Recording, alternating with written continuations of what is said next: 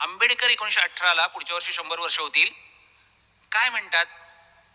5 गोष्टी सांगतात ते. पहिली गोष्ट ते सांगतात, सरकारने शेतीला उद्योगाचा दर्जा दिला पाहिजे आणि उद्योगाची पॅकेजेस दिली पाहिजेत. हे 18 सालचं पुस्तक आहे डॉक्टर आंबेडकरांचं.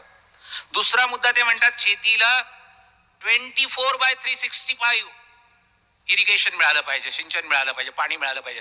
त्याच्याशिवाय शेती परवडू शकत नाही. तिसरा मुद्दा ते सांगतात, the burden on the agriculture. Gaikwad sir इथे बसलेले आहेत, ते सांगतील आपल्याला, बोजा वाढतोय, ओझं वाढतंय.